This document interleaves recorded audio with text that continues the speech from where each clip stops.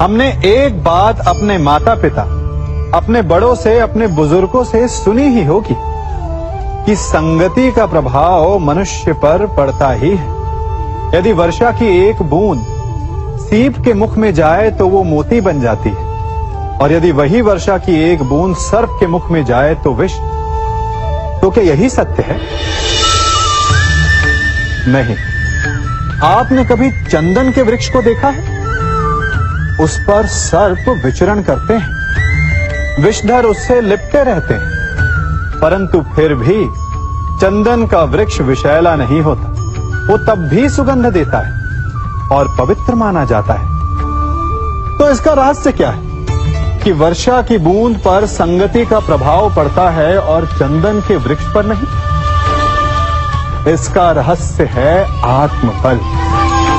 वर्षा की बूंद वातावरण के अनुसार स्वयं को बदल लेती है, इसीलिए उसकी संगति ही उसका प्रारब्ध बन जाती है। परंतु चंदन का वृक्ष अपना व्यक्तित्व, अपना गुण नहीं खोता। इसीलिए यदि आप में आत्मबल हो, आपका मन दृढ़ हो, तो बुरी से बुरी कुसंगति भी आपका कुछ नहीं बिगाड़ सकती। सिंह को जंगल का राजा कहते हैं। सभी पशु पक्षी उसका बल मानते हैं, उससे भयभीत रहते हैं। परंतु सिंह को भी अपने भोजन के लिए आखेट करना पड़ता है, घात लगानी पड़ती है, बड़ी दूर तक उसे अपने शिकार का पीछा करना पड़ता है, और तब जाकर उसे भोजन मिलता है। और कई बार उसके ये कठिन प्रयास भी असफल होते हैं। यदि सिंह ये सोचकर बैठ जाए कि मैं तो वन का राजा हूं, मेरा भोजन स्वयं मेरे मुख में आकर गिर जाए, तो वो भूखे मर जाएगा।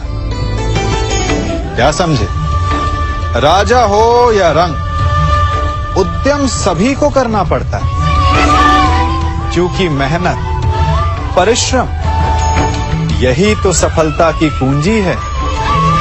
यदि जल पाना है तो कुआं खोदने में पसीना बहाना ही होगा। यदि सफलता पानी तो रात दिन परिश्रम करना होगा। बिना परिश्रम के तो देवों को भी अमृत नहीं मिलता। इसलिए परिश्रम कीजिए, आज नहीं तो कल सफलता अवश्य मिलेगी। देख रहे हैं इसे?